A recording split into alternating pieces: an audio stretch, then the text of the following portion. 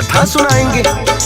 प्रिय भक्तों, जैसा कि आप सभी भली भांति परिचित हैं कि इस बार प्रयागराज की पावन भूमि पर महाकुंभ का आयोजन हो रहा है। महाकुंभ और महाशिवरात्रि दोनों ही महान पर्व हैं। अतः महाशिवरात्रि पर महाकुंभ में छठवां शाही स्नान भी है। महाशिवरात्रि की कथा के साथ साथ आज हम महाशिवरात्रि के दिन पावन संगम में स्नान करने का महत्व भी जानने की चेष्टा करेंगे।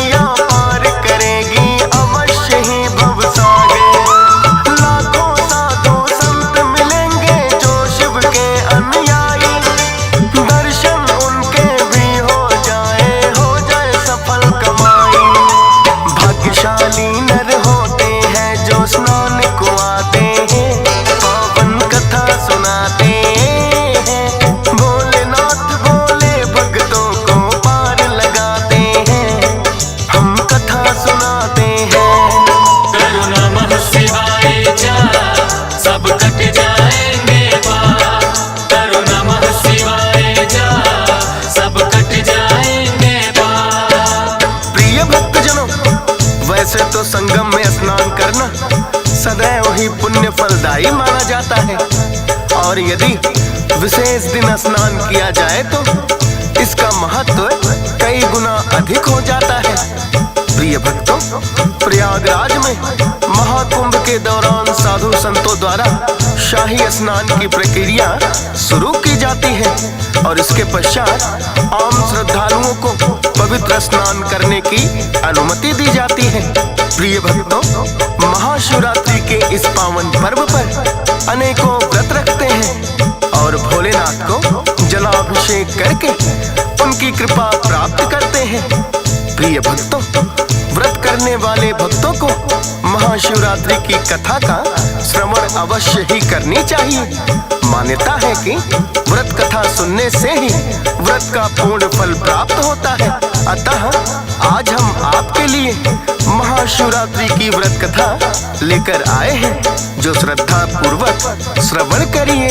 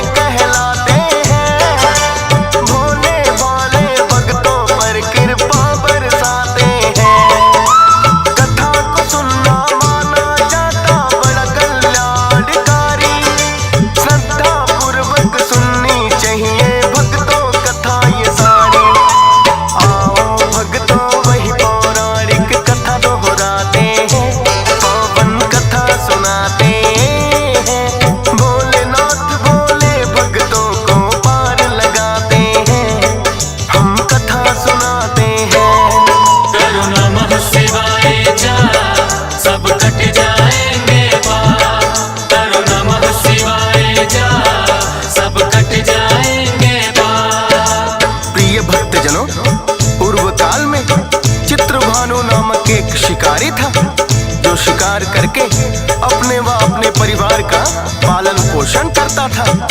नित्य प्रतिदिन वो वन में शिकार करने को जाता और पशु पक्षियों को मारकर स्वयं भी खाता और परिवार वालों को भी खिलाता। शिकार के अलावा चित्रभानु की आय का और कोई साधन नहीं था।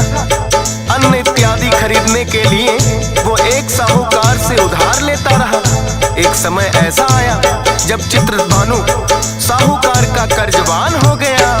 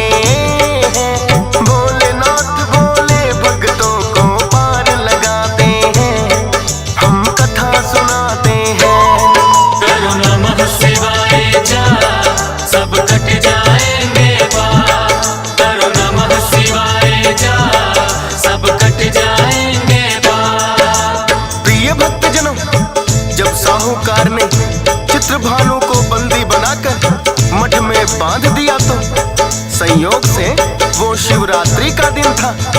अनेकों भक्त वहां पूजा पाठ और भजन कीर्तन करने के लिए आए और चित्रभानु का पूरा दिन शिव चर्चा सुनते सुनते बीत गया। तब वो साहूकार भी चित्रभानु से आकर कहने लगा, तुम मेरे पैसे लौटाओगे या इसी प्रकार तुम्हें बंदी बनाकर रखूं? चित्रभानु ने उसे वचन दिया कि किसी भी प्रकार से कल वो पैसे लौटा देगा। साहूकार ने चित्रभानु की बात पर एक बार फिर से विश्वास करके उसे छोड़ दिया। बंदी बना हुआ चित्रभानु दिन भर का भूखा प्यासा था, किंतु उसे साहूकार का कर्ज चुकाने की चिंता सताए जा रही थी। इसीलिए शिकार के लिए वो दूर तक वन में निकल गया।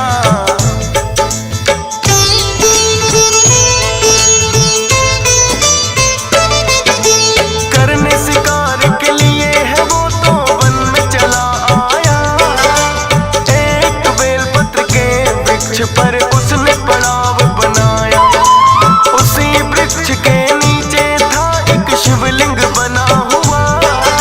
पता चला ना टूटी था पत्तों से ढका हुआ। व्याकुल भूखा प्यासा वो भी पत्ते तोड़ रहा था। तोड़ तोड़ कर पत्तों को वो नीचे छोड़ रहा था। बेल पत्र के पत्ते जो शिवलिंग पर चढ़ जाते, शिव की पूजा हो गई उसकी पत्ते गिराते गिराते। चित्रभानु पर भोलेनाथ भी खुश हो जाते हैं, पावन कथा सुनाते हैं। भोलेनाथ भोले भक्तों को पार लगाते हैं, हम कथा सुनाते हैं। करो नमः शिवाय जा सब कट जाएंगे पाप। करो नमः शिवाय जा सब कट जाएंगे पाप। प्रिय भक्तजनों, क्योंकि महाशिवरात्रि के दिन मठ में बंदी बना रहने के कारण चित्रभानु दिन भर भूखा प्यासा रहा और सायंकाल शिकार की खोज में वो एक सरोवर के किनारे बेल के पेड़ पर चढ़कर बैठ गया। उसी के नीचे शिवलिंग बना हुआ था। बैठने की जगह बनाने के लिए उसने कुछ टहनी और पत्ते तोड़कर नीचे गिराए, जो कि शिवलिंग पर चढ़ गए। अनजाने में चित्रभानु से व्रत और पूजा दोनों ही हो गए, जिससे भोलेनाथ प्रसन्न हुए और उसका उद्धार करने का निश्चय कर लिया। चित्रभानु इस बात से अनभिज्ञ किसी शिकार के आने की राह देखने लगा।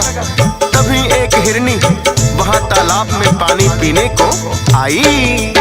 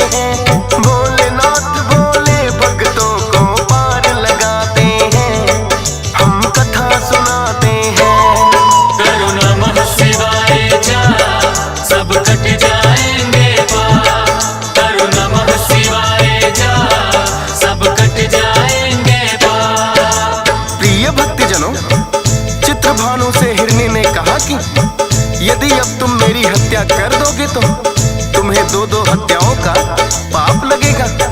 अतः मैं अपने बच्चों को जन्म देकर तत्काल ही तुम्हारे सामने आ जाऊंगी, तब तुम मेरा शिकार कर लेना। चित्रभानु ने उस पर दया करके हिरनी को जाने दिया। थोड़ी देर पश्चात ही दूसरी हिरनी वहां आ गई। जो ही चित्रभानु ने धनुष उठाया, उस हिरनी ने कहा, मैं अभी अभी ऋतु से निवृत्त होकर अपने प्रियतम की खोज में आई हूँ। अपने प्रियतम से मिलने के पश्चात मैं तुम्हारे समक्ष आ जाऊंगी, तब तुम मुझे मार सकते हो। चित्रभानु ने दया करके उसको भी जाने दिया।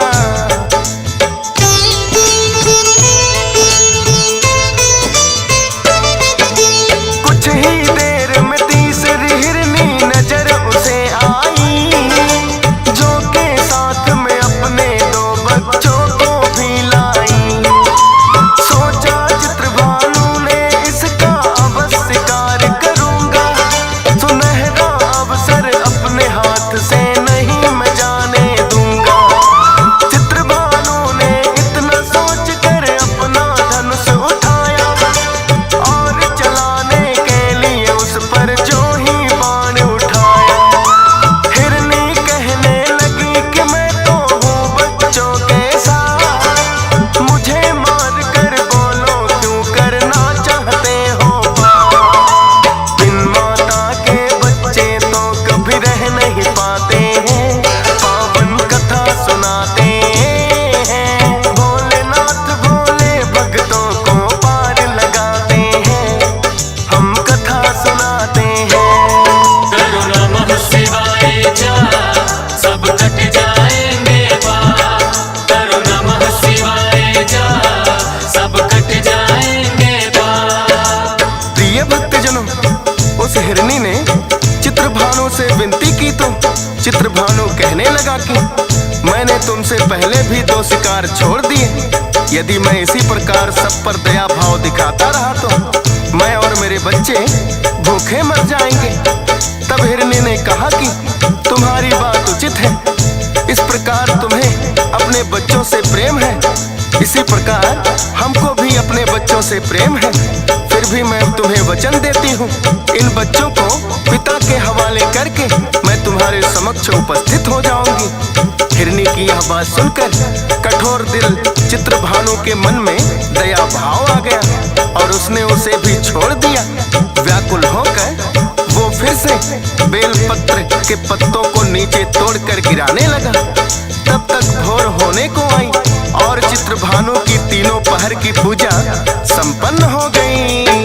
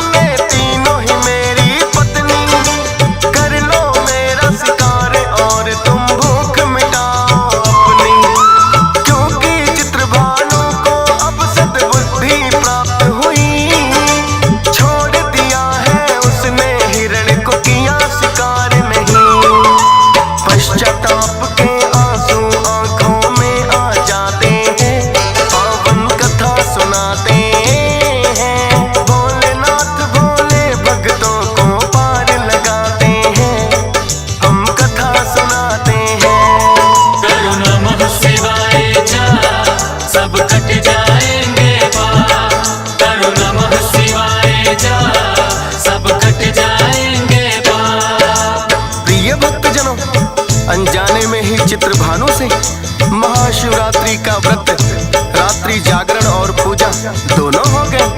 तो भोलेनाथ ने उन्हें सद्बुद्धि दी और तत्काल ही शिकार करने का विचार त्याग कर वैरागी हो गया तथा भोलेनाथ की भक्ति में लीन हो गया।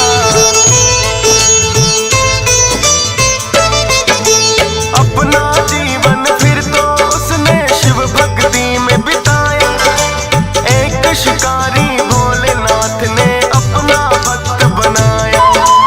चित्रभानु को पाप पुण्य का नहीं था क्योंकि ज्ञान, शिकार करने को ही समझता अपना दीन ईमान। किंतु भोलेनाथ की उस पर ऐसी मेहर हुई, सद्बुद्धि दे दी उसको चाहे कुछ भी देर हुई। अंत समय जब आया उसका यम के दूत है आए, किंतु शिवगण में आकर के वो खाली लौट आए। और शिवलोक में शिवगण उसको लेकर जाते हैं, पावन कथा सुनाते हैं। भोलेनाथ भोले भक्तों को पार लगाते हैं, हम कथा सुनाते हैं। करो नमः शिवाय जा, सब कट जाएंगे पाप। करो नमः शिवाय जा, सब कट जाएंगे पाप। प्रिय भक्तजनों, इस प्रकार भोलेनाथ ने एक मूढ़मती शिकारी को सद्बुद्धि देकर उसका उद्धार कर दिया। ऐसे कृपालु हैं मेरे भोलेनाथ। भक्तजनों, इसलिए तो कहते हैं कि भोलेनाथ सदा ही अपने भोले भाले भक्तों को पार लगाते हैं। प्रिय भक्तों, यही पौराणिक कथा है महाशिवरात्रि व्रत की। व्रत करने वाले भक्तों को इसे अवश्य ही श्रवण करना चाहिए। जिन भक्तों ने व्रत नहीं किया, कथा को सुनना उनके लिए परम कल्याण